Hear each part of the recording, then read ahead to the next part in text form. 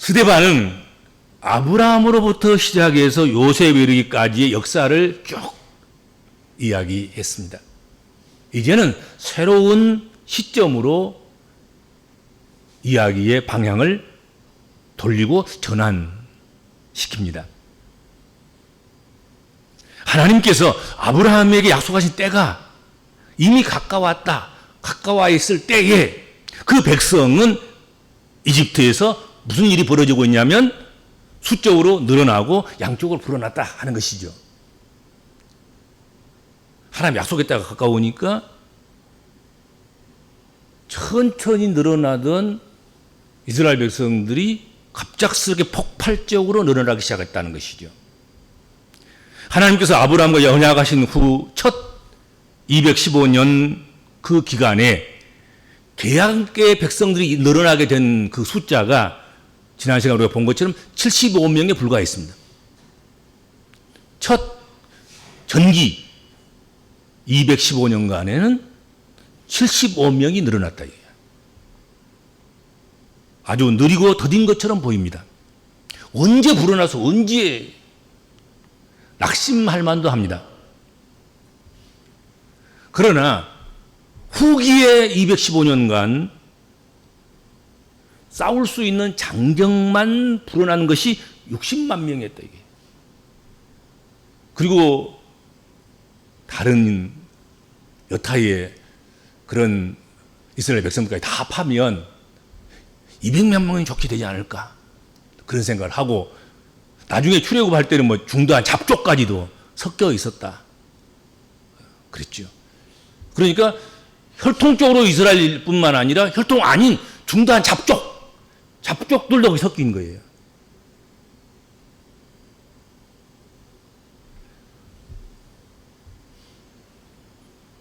하나님이 아브라함에게 약속하신 것은 무엇입니까? 아브라함의 후손이 다른 땅에서 나그네로 살다가 다시 가나안 땅으로 돌아와서 그 땅을 차지할 것이라는 약속이었습니다. 그렇기에 17절은 하나님이 아브라함에게 약속하신 때가 가까웠기 때문에 이스라엘 백성이 이집트에서 번성했다 하는 것이죠. 즉 가나안을 차지할 정도의 규모를 가지게 되었다는 의미인 것입니다. 그리고 그렇게 확장될 때까지 200만 명이 다 될 때까지 장정만 60명이 될 때까지 그때까지 별 탈이 없었어요.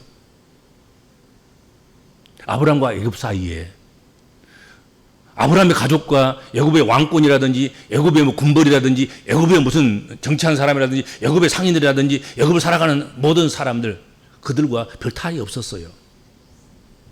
그런데 딱 그 시점에 와서 아브라함의 후손들이 야곱의 자녀들이 그 후손들이 그들에게 위험이 닥쳤다 하는 것입니다. 이거 뭘 의미하는 것입니까, 여러분들? 갑자기 작은 숫자가 갑자기 뭐 200만 명이 되고 그리고 갑자기 조용하고 평안했던 그런 땅이 이제 막 뭐 불이 막 이렇게 일어나는 것처럼 막 물이 끓는 것처럼 막 뭐 사정없이 이스라엘 백성들을 혼동시키고 고통스럽게 만들고 환난을 주고 고통을 주고 지금까지 한 번도 그래 본 적이 없었는데 때가 가까웠기 때문이다 이것이. 때가 안 가까우면 그런 일이 발생할 수도 없고 발생할 필요도 없다 이거지. 그러나 때가 가까워지니까 가나안 땅에 들어가야 할 그때가 점점 가까워지니까 숫자도 늘어나고 빨리 그리고 이건 내 집 아니네 그럴 수 있도록 고난도 받고 그런 거지. 그렇죠? 그렇게 했다는 거지요. 마침내 요셉을 알지 못하는 다른 임금이 이집트의 왕위에 올랐다. 이집트의 왕이 된 거예요. 황제가 되는 것이에요.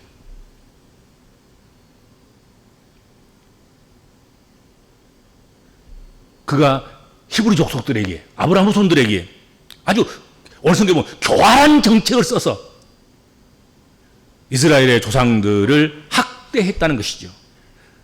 갓난아기들을 내다 버리게 했습니다. 살아남지 못하게 하는 것이죠.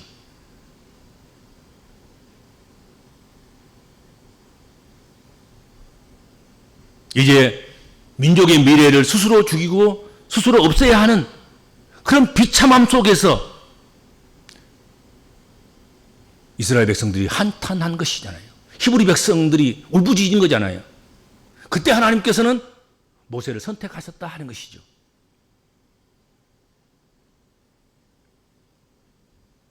(20절) 그때의 모세가 났는데 하나님 보시기에 아름다운지라 그의 아버지 집에서 석 달 동안 길리더니 그렇게 되어져 있습니다. 모세는 레인인 아므람과 요게벳 사이에서 태어났습니다. 모세가 태어날 무렵에는 바로가 이스라엘 남자아이의 살해행책을 아주 무섭게 시행하고 있을 그런 무렵이었습니다.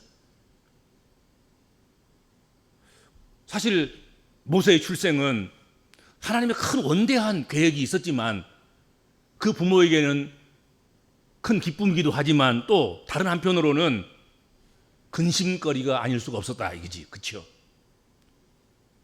부모로서 아이의 생명조차도 지켜줄 수 없는 그런 상태에서 아이가 너무 이쁜데 숨겨 기르기는 하지만 항상 불안하고 두렵고 언제 잡힐지 모르고 그래서 염려에 시달리는 시간들을 보냈다 하는 것이죠.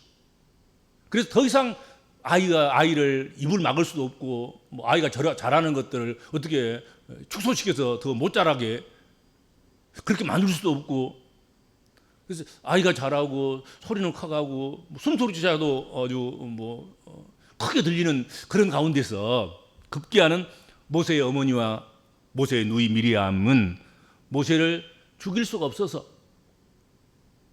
갈상자를 만들어서 역청을 안팎으로 발라서 강에 떠내려 보냈다.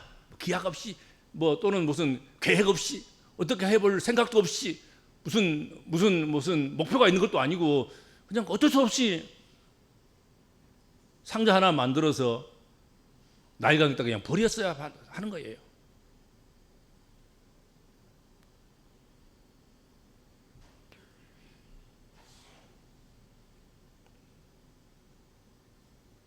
이렇게 정처 없이 떠내려가던 모세를 바로의 딸이 발견하고 건져서 왕궁으로 데려가서 키웠다는 것이죠. 근데 그때 마침 모세를 담은 그 갈상자 그것이 떠내려가던 그것을 지금 누가 주시하고 있냐면 미리암이 모세의 누이가 지켜보고 있었다 하는 것이죠. 그래서 바로의 공주에게 이 아이의 유머를 소개해 주는 것이죠. 천거해 주는 것이죠. 누구를? 모세의 어머니를. 그래서 이 일을 통해서 모세는 죽음에서 벗어날 뿐만 아니라 당시 가장 좋은 환경에서 그것도 친어머니 손에 의해서 친어머니의 젖을 먹으면서 그렇게 자라게 됐다 하는 것이죠. 이것이 모세가 민족의 정체성을 잃어버리지 않을 수 있었던 가장 결정적인 계기가 된 것입니다. 그렇죠?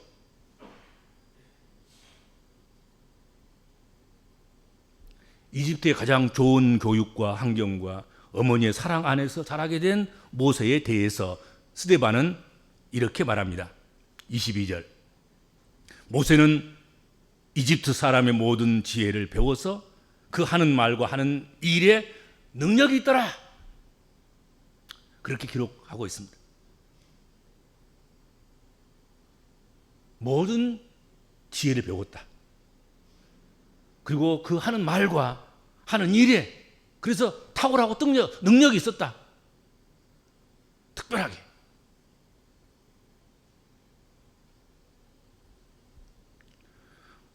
모세는 당대 최고 선진국의 지혜를 배워서 말과 행동하는 그 능력이 탁월하고 뛰어났다 하는 것이죠.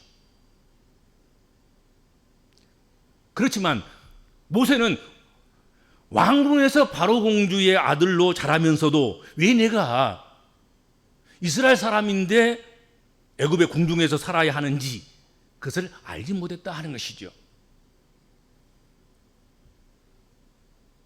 그런 그가 나이가 40이 될 때에 자신의 민족을 위해서 행동하기 시작합니다. 그런데 자기 민족을 위해서 행동을 했는데 그 결과는 그가 기대하는 것과는 전혀 다른 방향으로, 자기가 기대하는 것과는 전혀 다른 그런 모습으로 나타나게 됐다. 성경은 그렇게 말씀하고 있다 하는 것이죠. 모세가 40살이 되었을 때에 그의 마음에 자기 동족인 이스라엘 사람의 사정을 살펴볼 생각이 났다는 거지요. 그래서 밖으로 나가는 것이죠. 어느 날 그는 자기 동족 한 사람이 억울한 일을 당한 것을 보고 그의 편을 들어서 이집트 사람을 때려 죽여서 압박받은 사람, 자기 동족의 원한을 풀어주었다 하는 것이죠.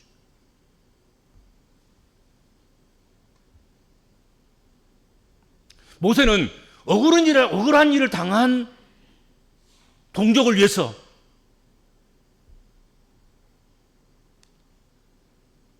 불현이 나타나서 또 나서서 행동했다는 것이죠. 그런데 스데반은 오늘 이 말씀을, 그 행동을 이렇게 설명하고 있습니다. 25절입니다. 그는 자기 동포가 하나님이 자기 손을 빌려서 그를 구원하여 주신다는 것, 그것을 깨달은 것으로 생각했는데 그들은 깨닫지 못하였더라. 그렇게 스데반은 이야기하고 있다는 것입니다. 하나님께서 내 손을 사용하셔서 내 동포를 구원하신다. 그렇게 깨달았다는 것이죠. 그렇게 생각하고 그 일을 한 거예요. 그러나 누구는 구원받았던 동포는, 동족은, 그리고 그 이웃들은 그것을 깨닫지 못하였더라.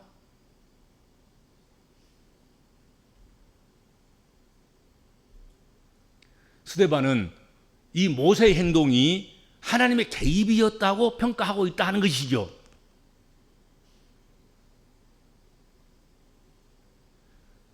이제 이집트 안에서의 이스라엘 민족을 구원할 하나님의 행동이 시작되었다.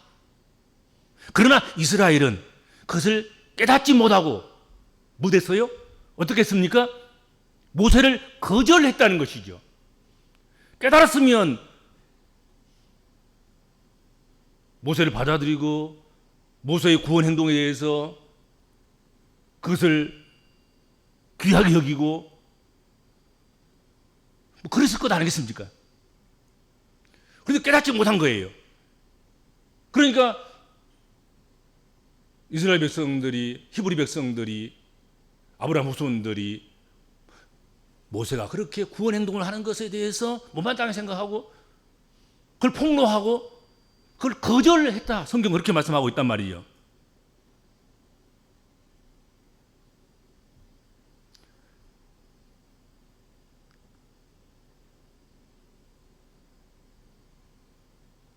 스데반에 의하면 모세의 행동은 그러니까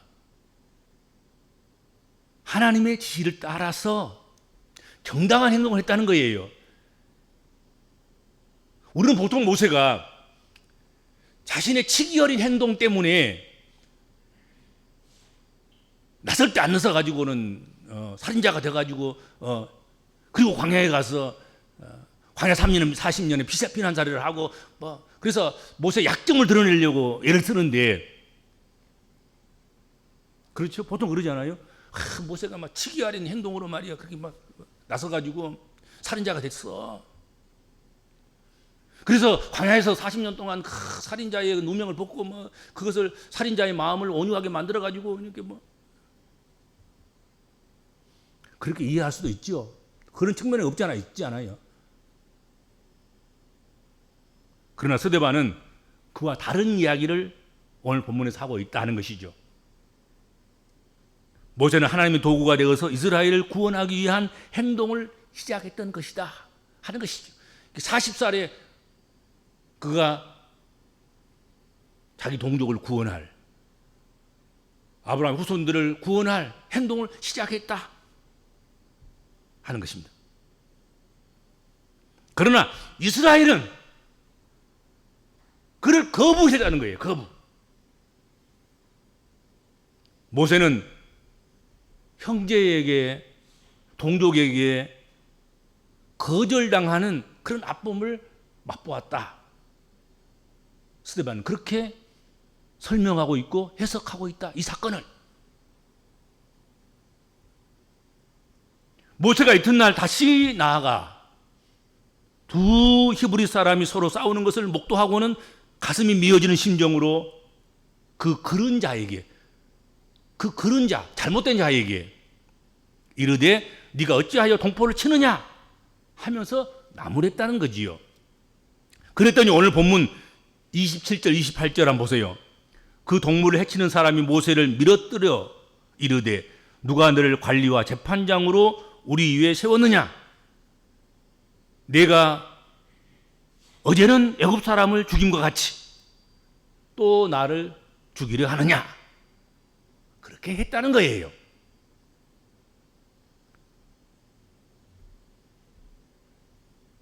그러니까 거절 맞은 거잖아요.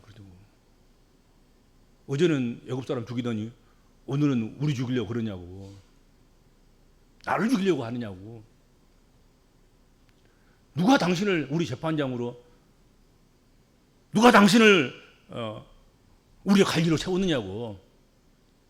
우리가 뭐 싸우든지 말든지 우리가 죽든지 살든지 뭐 관심하지 말아라. 이게 무관심하라.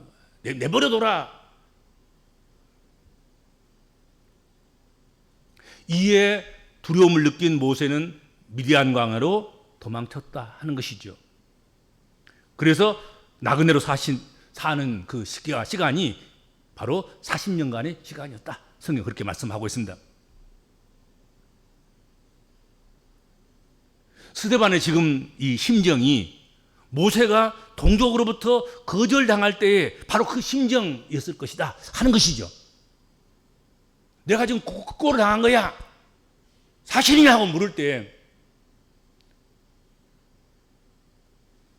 모세가 동족이 아픔당하는 것을 못 견뎌서 구원자로 나서는 것이 하나님의 뜻인 줄 알고 그렇게 했는데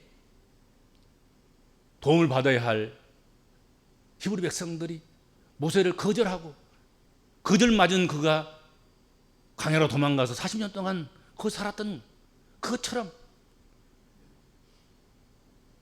내가 지금 예수 그리스도를 증거해서 그를 영접하고 믿는 자가 다 구원을 얻도록 그렇게 하려고 하는데 너희가 나를 거절하는구나. 그 이야기를 한 거란 말이죠. 그리고 유대인으로 오셔서 그들에게 거절당하신 예수 그리스도의 심정이 그러했을 것이다 하고 증언한 거예요. 스데반 그 마음은 모세의 마음이고 그리고 예수 그리스도의 마음이다 이거지.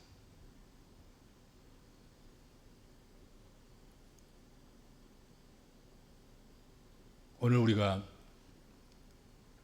모세의 마음으로 그리고 예수 그리스도의 마음으로 그리고 스데반의 마음으로 우리에게 다가오는 성령님의 음성이라든지 우리를 더 풍성한 구원을 얻도록 또 온전한 구원이 이루어지도록 그렇게 하기 위해서 우리에게 이게 주어지는 그것을 이때의 이스라엘 백성들처럼 거절한 것은 아닌가? 거절하는 어리석음을 범하고 있는 건 아닌가? 그걸 깊이 생각해야 된다는 것입니다. 거절하지 아니하고 맞는 그런 그리스도인이 되라. 또 그런 너희가 돼야 된다 하고 지금 증언하는 거죠. 그렇죠? 그거 변론하는 거예요. 그러나 너희가 나까지 거절하는구나. 그렇죠. 거절할 것을 거절하고 거절하지 않을 것은 우리가 생명 걸고 지키고 우리가 사모함으로 그것을 우리가 받아들이고 그래야 되지 않겠습니까? 그런 지혜가 또 그런 영성이 우리 믿음의 권속들에게 풍성해지기를 축복합니다. 주님 감사합니다.